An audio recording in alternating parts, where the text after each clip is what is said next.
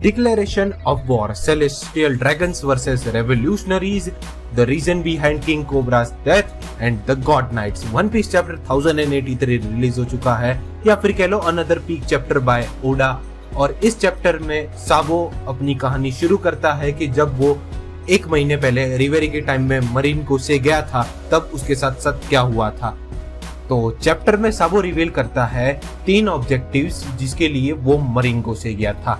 एक, celestial dragons का symbol destroy करना, दूसरा सेलेस्टियल ड्रैगन का जो फूड आता है उसको डिस्ट्रॉय करना, और तीसरा कुमा सान के साथ साथ जितने भी स्लेव हो सके उनको आजाद करना। अब इन तीनों चीजों में साबो कामयाब रहा है, और उसी के साथ साथ ने साबो ने सेलेस्टियल ड्रैगन्स का सिंबल डिस्ट्रॉय किया है, इसलिए सेलेस्टियल ड्रैगन्स ने अब इस चीज को वॉर का ऐलान मार दिया है, और अब रेवोल्यूशनरीज वर्सेस सेलेस्टियल ड्रैगन्स शुरू होगा। अब इतनी सारी चीजों करने के कारण साबो बन गया है primary target of world government, इसलिए one of the most wanted persons में वो आ जाएगा, और शायद से वो ड्रैगन को भी सरपास कर दे, we don't know. Speaking of dragon, dragon एक न्यूज शेयर करता है, और उसके हिसाब से कुछ 8 ऐसी कंट्रीज है जो वर्ल्ड गवर्नमेंट को बिट्रे करने के लिए तैयार है, क्योंकि वो सेलेस्टियल ड्रैगन्स को पे नहीं करना चाहते, जिसमें से को तुम हटा लो, क्योंकि हमें पता है लुलुसिया आइसलैंड के साथ क्या हुआ है प्रीवियस चैप्टर्स में। उसी के साथ साथ ड्रैगन एक और चीज शेयर करते हैं चैप्टर में, वो कहते हैं कि हमारी लड़ाई तब शुरू होगी जब सेलेस्टियल ड्रैगन्स मोबिलाइज करेंगे गॉड नाइट्स को। अब ये गॉड नाइट्स के बारे में चैप्टर में और कहीं पे भी डिटेल्स नहीं दी गई है, सिर्फ खाली आगे जिक्र हुआ है कि सेलेस्टियल ड्रैगन्स के बॉडीगार्ड्स गॉड नाइट है शायद से। खैर, तो हमें ये गॉड नाइट्स कैसे दिखते हैं वो तो नहीं दिखाया है, बट उन सब की शैडोज दिखाई है कि उनका रूप कैसा होगा। और अब तुम इन शैडोज में से ये आगे वाले बंदे की शैडो तुम ध्यान से देखो तो तुम्हें ये शैडो किसी फेमिलियर कैरेक्टर की जैसे दिखती है। जी हाँ, ये कैरेक्टर की शैडो बिल्कुल सेंक्स के जैसे मिलती जुलती है। और इसी के ऊपर मेरा एक थियरी या थॉट है। तो हमें एगेट आइसलैंड्स के प्रीवियस चैप्टर्स में बताया गया CP0 की मेंबर स्टूसी वो मिस बकिंगम का क्लोन थी, और अब वर्ल्ड गवर्नमेंट वालों ने मिस बकिंगम का क्लोन इसलिए बनाया क्योंकि पावर बैलेंस बना रहे। और अब यही सेम प्रोसेस हम शैंक्स के सामने इस्तेमाल करें तो शैंक्स ऑब्वियसली पायरेट है, और वो कितना पावरफुल है वो हम सबको पता है। तो वर्ल्ड गवर्नमेंट के सामने कोई तो ऐसा बंदा चाहिए जो शैंक्स के सामने खड़ा रहे। तो वर्ल्ड गवर्नमेंट वालों ने शैंक्स का क्लोन बनाया है जो गॉड्स नाइट में एज अ हिडन कैरेक्टर रखा है कि फ्यूचर में आगे काम आ सके, ऐसी ये मेरी थियरी है। अब मे बी ये सही हो या ना हो, क्योंकि ऐसा ही सेम शैडो वाला सीन हुआ था एगेट आइसलैंड की स्टार्टिंग में जब किसी ने बिट्रे किया था। तो वो तो स्टूसी निकली थी, वो तो हमको पता चल गया था, लेकिन जो कैमरा में शैडो दिखाई थी वो।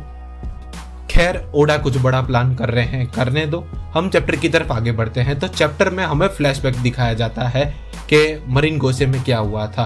तो सिंबल डिस्ट्रॉय करने के बाद ईस्ट साइड अफरा तफरी मच गई थी, और उस अफरा तफरी के दौरान एक सेलेस्टियल ड्रैगन एक स्लेव को बंदूक से शूट करने जा रहा था। तभी वहां पे कारासू आ जाता है और उस स्लेव को बचा लेता है। उतने में कारासू को देखकर कुछ बंदूक वाले बंदे उसके ऊपर गोली चला देते हैं। तभी कारासू एक बढ़िया सा मूव करता है, और उसी के साथ साथ में हमें उसके डेविल फ्रूट के बारे में भी पता चलता है। कारासू ने खाया है शूट फ्रूट। अब देखो, शूट का मतलब तो एक्चुअली मुझे भी नहीं पता चला है, पर थोड़ी रिसर्च करने पे मुझे पता चला है कि ये कुछ राख या कुछ ऐसे चीजों का इस्तेमाल करता है हमला करने के लिए। खैर देखो, मुझे इतना कंफर्म नहीं पता कि उसके डेविल फ्रूट्स की पावर कैसी होंगी। अगर तुम्हारे पास कोई थॉट या थियरी हो तो नीचे कमेंट्स में जरूर शेयर करना, और अगर तुम वीडियो यहाँ तक देख रहे हो तो लाइक कर देना, और चैनल को सब्सक्राइब भी करते हुए जाना। तो चैप्टर में कंटिन्यू करते हुए रेवोल्यूशनरी के साउथ डिवीजन के कैप्टन के ऊपर हमला कर देता है फुजिटोरा। तो उनको बचाने के लिए कारासू पहुंच जाता है उनके सामने लड़ने के लिए। तो फुजिटोरा वर्सेस कारासू शुरू हो जाता है। दूसरी तरफ एडमिरल रोकुग्यो के सामने लड़ रहे हैं हमारे वेस्ट रेवोल्यूशनरी आर्मी के कैप्टन। तो उन दोनों की फाइट की कंटिन्यू रहती है, और एक तरफ साइड में शांति से पता नहीं क्यों फुजिटोरा बैठ के मीटियोरॉइड की तैयारी कर रहे हैं।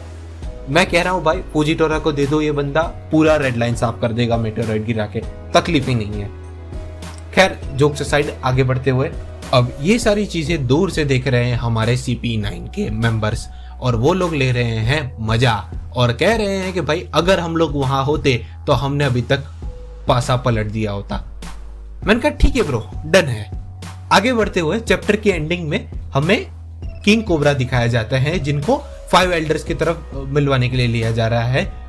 और किंग कोबरा जाते जाते चाकापेल को कहते हैं कि तुम विवी का ध्यान रखना क्योंकि वही मेरा ट्रेजर है।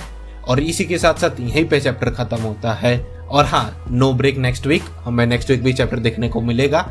तो उम्मीद करता हूँ वीडियो पसंद आया होगा। वीडियो में से जाने से पहले वीडियो को लाइक और चैनल को सब्सक्राइब करते हुए जाना। मैं मिलूंगा नेक्स्ट वीडियो में, तब तक के लिए गुड बाय।